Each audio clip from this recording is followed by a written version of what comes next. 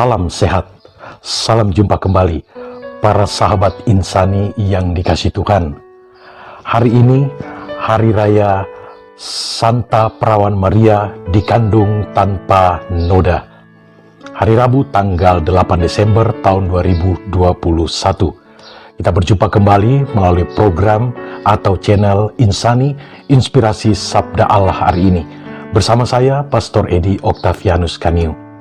Mari kita mengawali permenungan kita pada hari ini dengan doa. Dalam nama Bapa dan Putra dan Roh Kudus. Amin. Terima kasih ya Tuhan untuk kesempatan yang Kau berikan kembali kepada kami saat ini untuk membaca dan sejenak merenungkan sabda-Mu. Bukalah hati kami dan tuntunlah hati kami dengan Roh Kudus-Mu agar kami dapat sungguh membaca dan merenungkan sabda-Mu ini dengan baik seturut dengan kehendak-Mu demi Kristus Tuhan dan Juru Selamat kami. Amin. Dalam nama Bapa dan Putra dan Roh Kudus. Amin. Para sahabat insani yang dikasihi Tuhan, dasar permenungan kita pada Hari Raya Santa Perawan Maria dikandung tanpa noda hari ini, yakni dari Injil Lukas pasal 1 ayat 26 sampai dengan 38. Mari kita membacanya bersama-sama. Dalam bulan yang ke-6, Allah menyuruh malaikat Gabriel pergi ke sebuah kota di Galilea bernama Nazaret, kepada seorang perempuan yang bertunangan dengan seorang bernama Yusuf dari keluarga Daud. Nama perawan itu Maria. Ketika malaikat itu masuk ke rumah Maria, ia berkata, "Salam, hai engkau yang dikaruniai, Tuhan menyertai engkau." Maria terkejut mendengar perkataan itu, lalu bertanya di dalam hatinya, apakah arti salam itu? Kata malaikat itu kepadanya, "Jangan takut hai Maria, sebab engkau beroleh kasih karunia di hadapan Allah. Sesungguhnya, engkau akan mengandung dan akan melahirkan seorang anak laki-laki, dan hendaklah engkau menamai dia Yesus. Ia akan menjadi besar dan akan disebut Anak Allah yang Maha Tinggi. Dan Tuhan Allah akan mengaruniakan kepadanya tahta Daud bapa leluhurnya, dan ia akan menjadi raja atas kaum keturunan Yakub sampai selama-lamanya, dan kerajaannya tidak akan berkesudahan." Kata Maria kepada malaikat itu, "Bagaimana hal itu mungkin terjadi karena aku belum bersuami?" Jawab malaikat itu kepadanya, "Roh Kudus akan turun atasmu dan kuasa Allah yang Maha Tinggi akan menaungi engkau. Sebab itu, anak yang akan kau lahirkan itu akan disebut kudus, Anak Allah. Dan sesungguhnya Elisabet sanakmu itu, ia pun sedang mengandung seorang anak laki-laki di hari tuanya, dan inilah bulan yang ke-6. Sebab bagi Allah tidak ada yang mustahil." Kata Maria, "Sesungguhnya aku ini adalah hamba Tuhan. Jadilah padaku menurut perkataanmu itu." Lalu malaikat itu meninggalkan dia. Demikianlah sabda Tuhan. Para sahabat insani yang dikasihi Tuhan, salah satu tokoh kitab suci yang berkaitan erat dengan peristiwa kelahiran Tuhan kita Yesus Kristus adalah Bunda Maria, Ibu Yesus sendiri. Bila menelusuri bacaan sabda Allah hari ini, Maria hanya 2 kali berbicara saat merespon atau menanggapi pewartaan atau perkataan yang disampaikan oleh malaikat utusan Tuhan. Yang pertama, ia bertanya, bagaimana mungkin bisa hal itu terjadi karena ia belum bersuami? Respon yang kedua, ia mengatakan di dalam hatinya, "Sesungguhnya aku ini adalah hamba Tuhan, jadilah padaku menurut perkataanmu."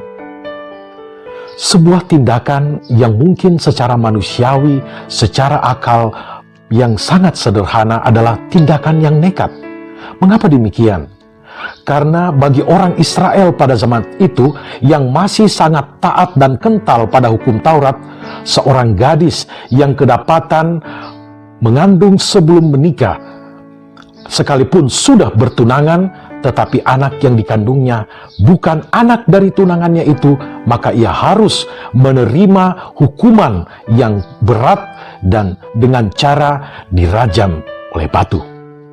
Para sahabat insani yang dikasihi Tuhan, kita melihat di dalam kisah perjumpaan Bunda Maria dengan malaikat utusan Tuhan, sekalipun resiko yang diterima oleh Bunda Maria itu begitu serius dan sangat berat, tetapi ia tetap taat, karena Bunda Maria memiliki hati seorang hamba.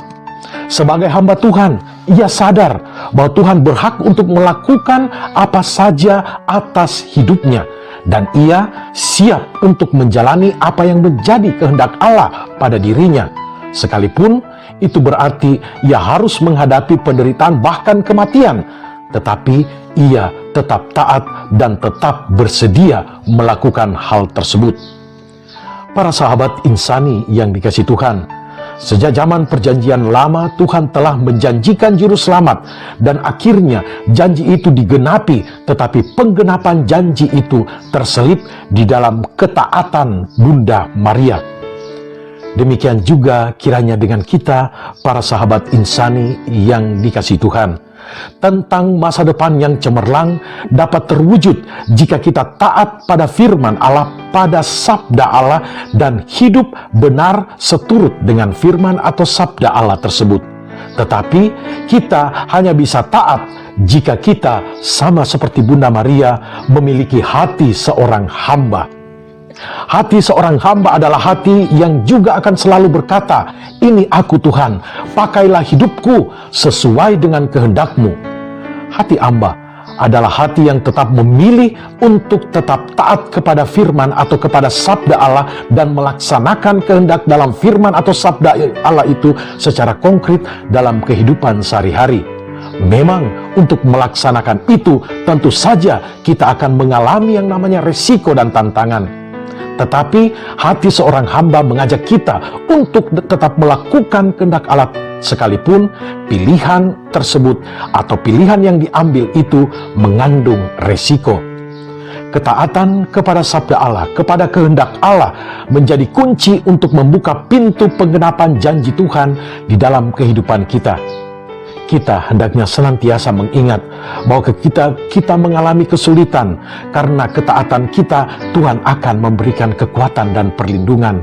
Bila kesetiaan kita itu dihadapkan dengan konflik batin, tetaplah kita diajak meneladan Bunda Maria, menjadi taat seperti Bunda Maria, yakni taat kepada Allah, taat kepada Yesus Kristus, berapapun harga yang harus dibayar sebagai bentuk resiko yang harus kita terima.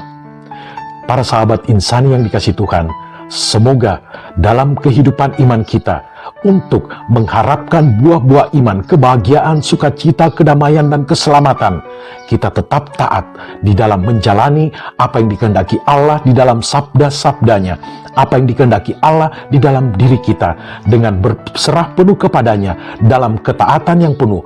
Pastilah kita akan dikuatkan oleh Allah, dan hasilnya pun akan memperoleh apa yang kita harapkan, teristimewa kebahagiaan dan keselamatan kita. Roh Kudus membantu kita. Amin. Dalam nama Bapa dan Putra dan Roh Kudus. Amin. Terima kasih ya Tuhan untuk sabda-Mu yang telah kami dengarkan. Semoga dari hari ke hari, setiap saat, kami selalu taat kepadamu di dalam iman, meskipun menghadapi begitu banyak tantangan. Karena kami yakin di setiap tantangan hidup iman itu, Engkau memberikan kami kesempatan untuk semakin memurnikan iman kami. Turunlah berkat Allah yang Maha Kuasa atas saudara-saudari sekalian, dalam nama Bapa dan Putra dan Roh Kudus. Amin. Terima kasih saudara-saudariku yang telah mendengarkan sabda Allah. Saya Pastor Marcel Rotandung mengucapkan berlimpah terima kasih kepada Pastor Edi Octavianus Kaniu. Semoga pastor bersama dengan segenap umat di paroki senantiasa diberkati Tuhan dalam setiap aktivitas dan pelayanannya. Amin.